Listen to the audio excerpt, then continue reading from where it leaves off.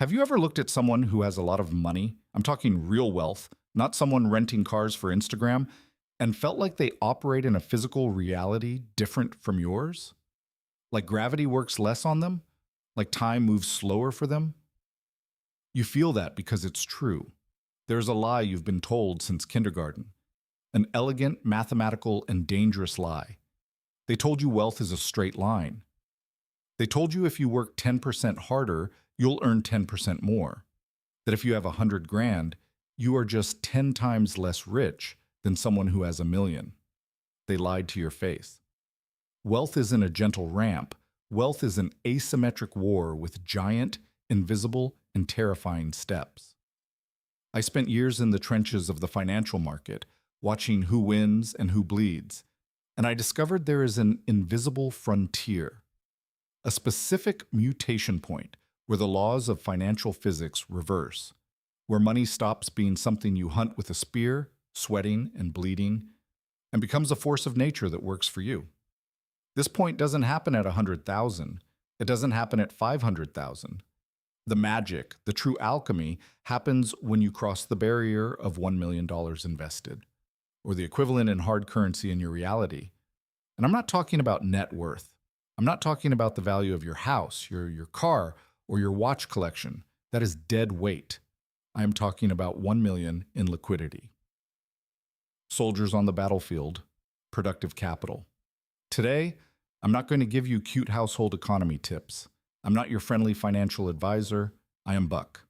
And today, I'm going to take you to the other side of that frontier. I'm going to explain why, from that exact point on, you stop being a civilian in the economy and become a sovereign. I'm going to show you the mathematics of injustice in your favor. And if you have the stomach to stay until the end, I'll hand you the tactical manual to get there before your back breaks from rowing. Let's take emotion out of the room. Emotion makes you poor. Math makes you rich. Most people live in what I call the gravity well. You work, earn, spend. Gravity pulls everything down. To go up 1 meter, you need to exert immense force. It's like a rocket trying to leave Earth's atmosphere. 90% of the fuel is spent just getting off the ground.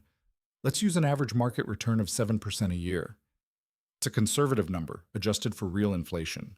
No internet guru promises here. If you, with all your effort, save $10,000. Congratulations, you are better than most. You stopped bleeding. But do you know how much those 10,000 generate for you, passively, in a year? $700. That's about $58 a month. Does that change your life? No. That pays for a cheap dinner. Maybe the internet bill. You look at that and think, why sacrifice so much? Stop living just to earn 50 bucks. It's demotivating. Gravity is still too strong. The return doesn't justify the pain. Let's level up. Say you were a disciplined monk and saved $50,000. Now the 7% generates $3,500 a year. $300 a month. Better. That might pay for car insurance, maybe a week's worth of groceries. But you still have to wake up at 6 a.m., swallow your pride, sit in traffic, and deal with that incompetent boss. If you stop working, you starve in 6 months. The money helps, but it doesn't free you. You are still a slave with a better mattress. Now, let's go to escape velocity, the 1 million mark. At the same boring conservative 7%, that money generates $70,000 a year. Stop and breathe.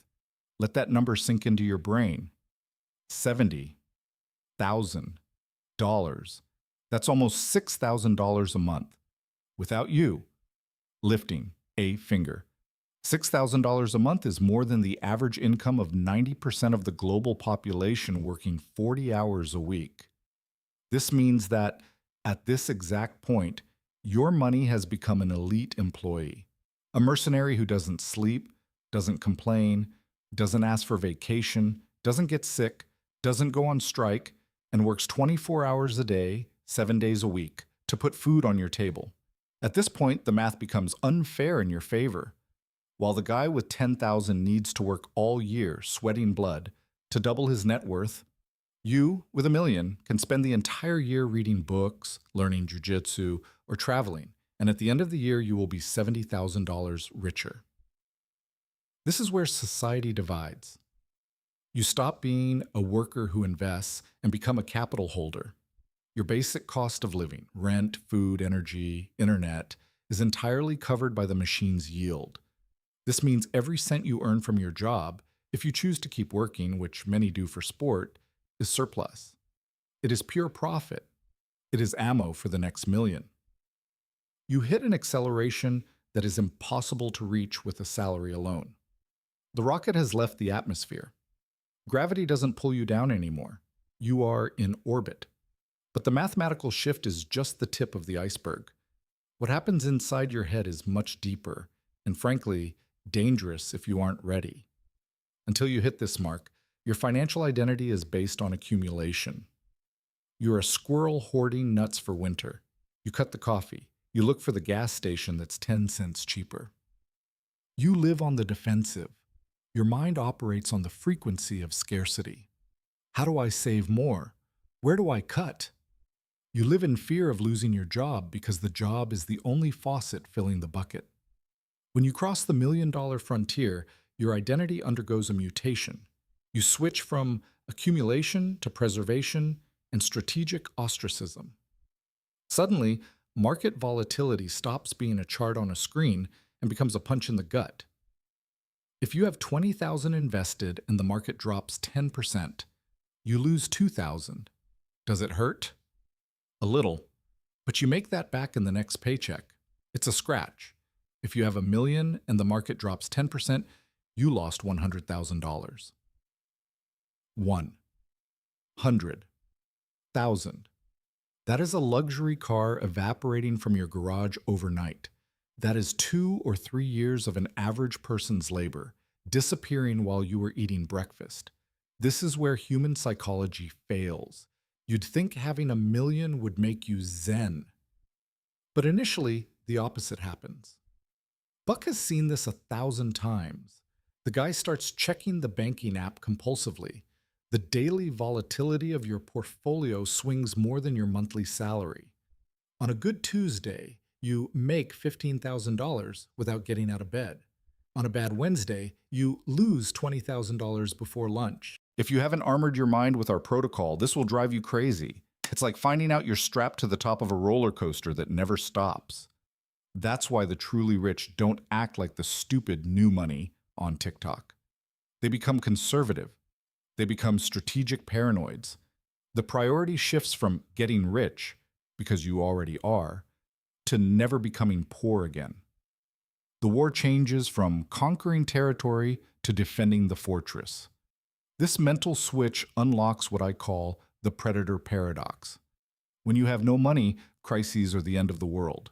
When you have capital, crises are Black Friday sales. Imagine the scenario. The real estate market crashes. Panic in the streets. Interest rates spike. Indebted people selling houses for half the price because they lost their jobs. For someone in the accumulation phase, the civilian, this is terrifying. Fear paralyzes. For someone who crossed the million frontier, the sovereign, this is hunting season. You have the liquidity. You have the dry powder. You buy valuable assets for pennies. This is why the rich get obscenely richer during crises. It's not an Illuminati conspiracy. It is liquidity. It is the ability to act when everyone else is paralyzed by fear. You stop being the victim of the economy and become the predator of the economy. Let's talk about work. There is a childish myth that once you hit $1 million, you go to a beach to drink coconut water forever. Spoiler from Buck. That doesn't happen. That is brain death. Most people with the iron discipline to save $1 million cannot sit still. Boredom kills faster than stress. But the relationship with work changes from obligation to option. This is the most potent drug in the world, optionality. Imagine waking up Monday morning knowing that if your boss screams at you, if the company changes the culture to something you despise, if they demand you do something unethical, you can simply stand up, grab your jacket, and walk out. No drama. No fear of starving. It's not a revenge fantasy. It is a real tactical possibility. No. That is the most expensive word in the world. and now you can afford it. You can negotiate higher salaries. Why? Because he who doesn't need the money has the most leverage at the table. Desperation has a scent, and HR departments and bosses smell it like sharks. When you walk into a meeting room smelling of financial security, the dynamic changes. You speak the truth. You propose bold ideas. You aren't afraid of getting fired, and ironically, that makes you more valuable and respected. The slave obeys, the sovereign negotiates, and it goes beyond corporate work. Maybe you always wanted to open a wood shop, or be a writer, or teach self-defense. But those professions don't pay well at the start. You couldn't risk it because you had bills due. With the base of $1 million generating passive income, the risk of failure is dampened. If your woodshop doesn't turn a profit for 2 years, you won't live under a bridge. You'll just stop reinvesting dividends for that year. Rock bottom for an investor millionaire isn't poverty, it's just returning to your previous lifestyle. This allows you to make asymmetric bets in life. Bets where, if it goes wrong, you lose little, just time or ego. But if it goes right, you gain a lot: fulfillment, legacy, or exponential wealth. This freedom to test, fail, and pivot without ruining your life is the true luxury. It's not the Gucci bag. It's the ability to say, I'm going to try this, and if it goes wrong, fuck it. Here we enter territory that makes a lot of people angry at the system. But Buck isn't here to say the world is fair. Buck is here to teach you how to play the game. The financial system has secret levels, bonus stages that only unlock when you insert the 1 million token. When you have $10,000 in the bank, you are a number. You're a statistic. You wait in line. You pay maintenance fees. The bank views you as a credit risk. When you have a liquid million, the bank invites you for espresso in the glass office. The manager calls you on your birthday. Fees disappear. But that's fluff to stroke your ego. What matters is tactical access. Investments you didn't even know existed suddenly appear on the table. Private equity funds that buy companies before they go public. Venture capital investments. Exclusive bonds with rates that don't appear on the retail app. Many of the best investment vehicles have an entry ticket. Minimum $300,000. Minimum $500,000. If you have $50,000 invested, putting $50,000 into a single fund is suicide. It's a lack of diversification. But if you have $1 million, putting $50,000 into a risky, high-return bet is just 5% of your portfolio. It is responsible. It is tactical. The rich have access to better, safer, and more profitable investments simply because they have the volume to diversify. And then there's cheap leverage. This is counterintuitive and will blow your mind if you've never thought about it. The more money you have, the easier and cheaper it is to borrow money. If you are poor and need money, the bank charges you 8%, 10% a month on overdrafts or credit cards. They charge you the risk premium. If you are rich and have $1 million invested, you can use that money as collateral to take out a loan at extremely low interest rates without needing to sell your investments and pay capital gains tax. You use the bank's money to make more money while your money keeps earning. It's an arbitrage game only available to those who already have capital. This is how billionaires buy companies without spending their own money. The world opens up. Doors that were padlocked now have golden handles waiting for your touch. I would be a liar and irresponsible if I only sold the dream. We need to talk about the social cost, the loneliness tax. There is a peculiar loneliness that accompanies the first million. You start to become an alien in your old social circle. Your childhood friends are complaining about gas prices or worrying about their credit card bills. They are discussing reality TV or football. And you, well, your worries have changed. Your operating system has updated. You are worried about asset allocation in Asia. You are worried about tax reform on dividends. You are reading balance sheets. If you talk about this at the Sunday barbecue, you will sound arrogant. It will look like you're showing off. Look at that, the millionaire complaining that the stock market dropped. You learn to stay silent. You learn to use camouflage. You cosplay as middle class. You wear simple clothes, drive a normal car, and agree when they complain that meat is expensive, even knowing you could buy the whole butcher shop in cash. This creates isolation. You can't share your wins because they sound like insults to those struggling to survive. And you can't share your fears, like the fear of losing everything to inflation, because no one will have empathy for rich people problems. You start looking for new tribes, people who speak your language. Not out of elitism, but out of a need for intellectual connection. You realize that most conversations about money out there are noisy, wrong, and based on survival, not strategy. Furthermore, the question of legacy arises. When you're chasing the first million, the focus is you, your safety, your comfort, your survival. After you cross the line and realize your needs are covered forever, the brain starts asking, now what? Where does all this go when I die? What impact do I want to make? You start thinking in decades, not months. You start thinking about how to educate your children so they don't become useless, spoiled brats who inherit money and blow it all on partying. This is every first-generation millionaire's greatest fear, raising weak heirs. Money stops being a tool for consumption and becomes a tool for empire building and dynasty construction. Now you must be thinking with a mix of anger and hope, Buck, this is beautiful, but I'm far away. I'm on the 10,000th step. How do I reach escape velocity without waiting 40 years? There is no magic pill. If someone sells you a shortcut, run. But there is a protocol. The journey to the first million is boring. It is tedious. It is repetitive. It is made in the mud. It consists of 3 pillars that must work in perfect sync like a war machine. Income aggression. The offense. You won't get to a million by saving on coffee. That is a lie poor people tell themselves. There's a mathematical limit to how much you can cut expenses. The limit is 0. But there is no limit to how much you can earn. You need to focus on increasing your main income, negotiating raises, switching jobs, and creating side income streams. Offense wins the game. It's the Spartan discipline in spending, the defense. It's useless to earn $50,000 a month if you spend $50,000 maintaining a lifestyle of appearances to impress idiots. Lifestyle inflation is the cancer of wealth. You need to live one step below what you can afford. If you earn like a manager, live like an analyst. If you earn like a director, live like a manager. This difference, this gap, is the ammo you invest. Time and compound interest, the artillery. Strategic patience. The chart of financial growth is a hockey stick. It is flat, flat, flat, and suddenly vertical. Most give up on the flat part, the desert of boredom.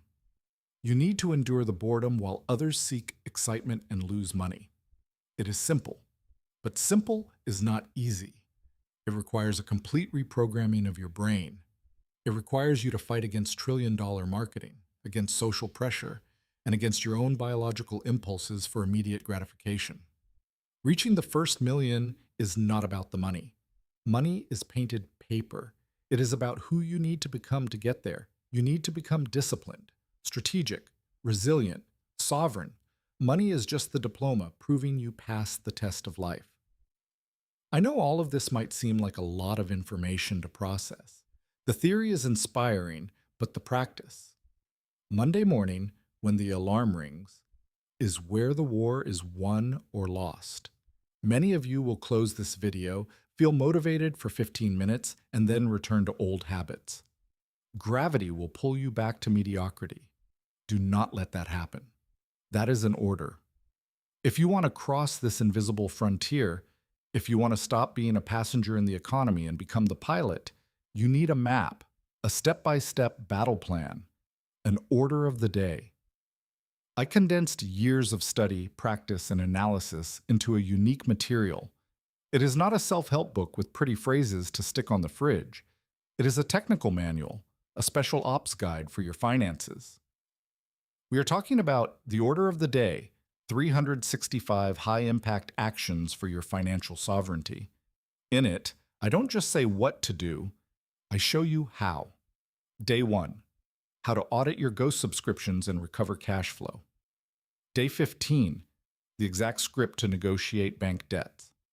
Day 45, how to structure your investment portfolio to accelerate the compound interest curve. Day 100, how to armor your mind against zombie consumerism. It is not for everyone. It is for those who decided that mediocrity is no longer an acceptable option. If you are serious about changing the financial reality of your bloodline, the link is down below in the description and the first pinned comment. The price? Less than the pizza you were going to order tonight and forget tomorrow. The value? The key to your cell. The choice is yours. You can stay in gravity, straining to move an inch and complaining about the system. Or you can start building your rocket today, brick by brick. I am Buck. And remember, the first million is impossible until it becomes inevitable. See you on the other side of the frontier. And as always, keep your numbers clear and your soul free.